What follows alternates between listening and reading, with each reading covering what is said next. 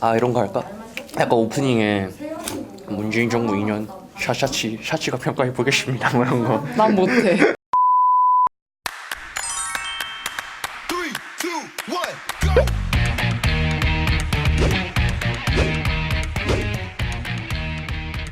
나는 문재인 정부가 국민청원 등의 방식을 통해서 국민과 더 적극적으로 소통을 하고 있다고 생각을 해. 국민들이 직접적으로 자신의 목소리를 중앙정부에 전달할 수 있는 거는 좋은 것 같아. 좋은 건데 문재인 정부가 이것을 하는 이유가 전 정부가 소통을 하지 않는다라는 문제점이 지적되어서 오히려 그걸 대비 효과를 누리고서 어떤 정치적인 가치를 기대하고 하는 것인지 아니면 정말 한국 민주주의의 질을 높이기 위해서 하는 것인지 분명치가 않다는 거지. 대비 효과 때문에 정치적인 효과를 누리는 건 맞을 수도 있어. 근데 어쨌든 국민들에게 더 발언할 수 있는 기회가 주어진 건 맞잖아요. 그러니까 근데 동기가 중요한 부분도 있잖아. 한국 민주주의 질을 정말 높일지 안 높일지에 대한 어떤 그런 동기가 있어야 될 거야.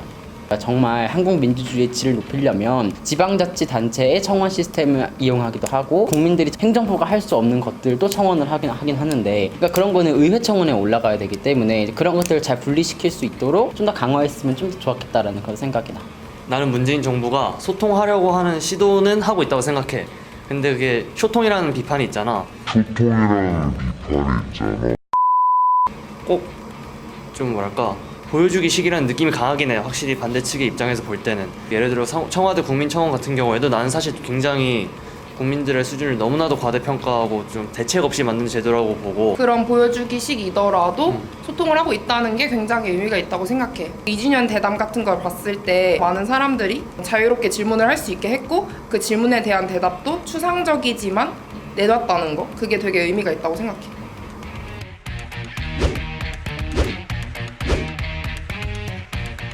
약간의 편향성이 너도 감지되지 않니? 탄핵 정국 때 화제가 되었던 뭐 아니면 많이 언론에 노출이 되었던 시민단체들이 있잖아. 그러면 그쪽의 의견들을 많이 강조를 하고 그러지 않은 것들은 조금 무시하는 그런 경향이 있는 것 같아서 조금 편향적이라고 보거든. 그걸 편향성이라고 할 수 있는지는 잘 모르겠는 게 대통령이 자기 공약과 당의 성격에 맞춰서 정치를 하는 게 당연한 거 아니야? 일반적인 상황에서는 괜찮은데 저번 선거 때 생각해보면 사람들이 과연 당이나 사람을 보고 뽑았냐는 거지. 박근혜 대통령이 탄핵됐잖아. 그 상황에서 다시 선거를 한다고 하면 반사이익은 어느 정도 누렸다고 나는 생각을 하거든. 아니, 선거가 무효하다는 건 아니에요. 선거가 무효하다는 당연히 아닌데 그런 말 하면 사실 어느 정권이든 간에 편향적일 수밖에 없기는 한데 이번 정권의 문제는 한쪽 목소리 큰 집단의 목소리에 휘둘려가지고 정부 입맛에 맞는 그런 목소리에 따라서 좀 뭔가 신중하지 못하면서 편향적이라는 게 문제인 것 같아. 예를 들어서 최저시급 인상 같은 경우에도 소상공인들이나 자영업자들의 입장을 충분히 들어보지도 않고 그들에 대한 지원도 마련되지 않은 상태에서 막 그냥 무작정 최저시급만 올려버린 느낌이 있거든 나는. 근데 나도 편향적이라는 거에 대해서는 인정을 하거든. 근데 국정 초반에 편향적인 게 왜 문제가 되는지는 잘 모르겠어. 내가 일을 할 거면 나랑 의견이 같고 신념이 같은 사람들을 모아서 함께 국정을 탄탄하고 안정적으로 꾸려놓는 게 더 맞는 거라고 생각해. 근데 나는 이게 약간 좀 위험하다고 느껴질 수가 있는 게 만약에 너가 전 정권에서 박근혜 정권에서 막 극우 인사들로 내가 막 채우고 인사를 임명해. 근데 너 그 상황에서도 아 뭐 편향적일 수 있어 괜찮아 이런 말을 쉽게 할 수 있었을까 사실? 너의 정당의 일체감이 반영된 게 아닐까. 얘가 말하고 나서 내가 말하니까 변명같이 들리는데 진짜 그게 아니고 지금까지는 국정 초반이기 때문에 확실히 자기랑 생각이 맞는 사람들이랑 같이 운영하는 게 맞지만 이제는 능력 있는 사람을 뽑아야 될 때라고 생각해.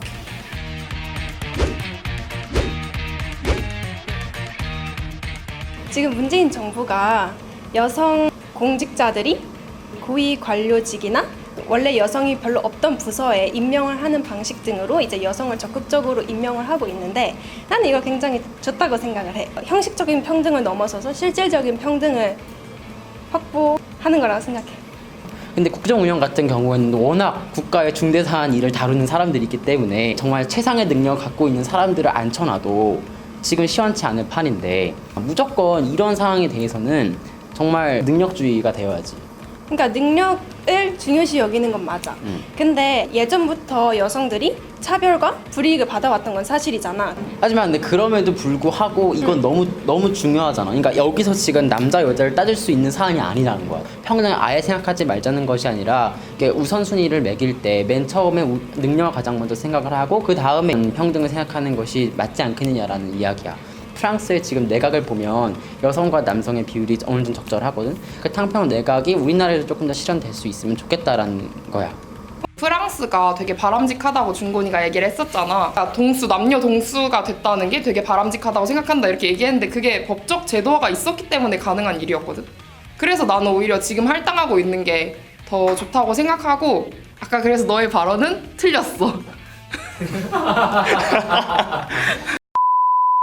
지금 문재인 정권에서 고위 관료를 여성을 6명 이상 할당을 하고 있잖아. 우리가 지금 남성으로만 우리나라가 구성된 게 아니고 여성의 목소리를 대표할 사람이 충분히 필요하다고 생각을 하기 때문에 그런 다양성의 문제에 있어서도 여성을 고위 관료에 임명한 건 되게 칭찬받을 행동이라고 생각해.